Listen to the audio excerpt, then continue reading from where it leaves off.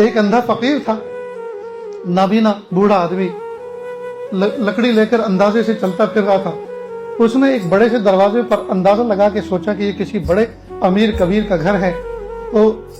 بڑی امید کے ساتھ بڑی لمبی صدا لگائی، او اونچے دروازے والے، او اونچی کھڑکی والے، دے دے اللہ کے نام پر، اللہ تیرا بھلا کرے۔ جب یہ صدا لگائی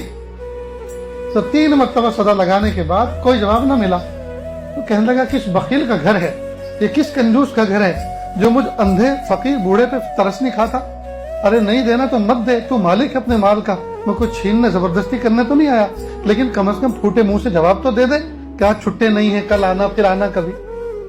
جب اس نے یہ بات کہی، قریب میں ایک نوجوان بچہ بیٹھا ہوا یہ منظر دیکھ رہا تھا اور یہ باتیں سن رہا تھا، اٹھ کر آیا، بوڑھے فقیر پہ ہاتھ رکھا کندھے پر، کہا بابا تم نابینا ہو، بلائنڈ ہو، تمہیں پتہ نہیں ہے یہ کس کا گھر ہے، یہ کسی امیر کبیر اور شیخ کا گھر نہیں ہے، یہ تو جامع مسجد کا دروازہ ہے، اور تم نے یہ کیا گستاخی بھرے کلمات کہہ دیے، یہ کس کنجوس کا گھر ہے، یہ اللہ کا گھر ہے، اللہ کو تم نے کنجوس کہا۔ اور بوڑھا کانپ گیا، پیالہ اپنا پھینک دیا، سکے اس کے نالی میں بکھر گئے، اور مسجد کی چوکھٹ پکڑ کر مسجد میں داخل ہوا اور سجدے میں سر رکھ کر رگڑنے لگا، ناک رگڑنے لگا اور کہا پیارے اللہ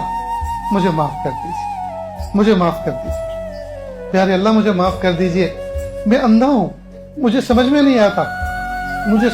آتا کس کا گھر ہے، میں نے کسی امیر کا گھر سمجھ کے صدا لگائی، مجھے پتا ہوتا میرے اللہ کا گھر ہے میں صرف سجدہ کر کے جاتا، اللہ میں نے گستاخی کیا، آپ کو بخیل اور کنجوس کہہ دیا، اللہ مجھے معاف کر۔ خوب معافی مانگنے کے بعد رو دھو کے باہر نکلا۔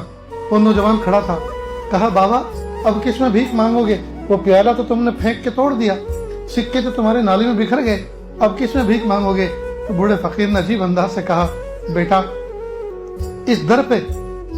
سوال کرنے کے بعد، یعنی مسجد میں اللہ سے بھیک مانگنے کے بعد اب یہ عہد کر کے آیا ہوں، اب مخلوق کے دروازے پہ کبھی بھی بھیک نہیں مانگوں گا، اب مخلوق کے دروازے پہ کبھی بھیک نہیں مانگوں گا۔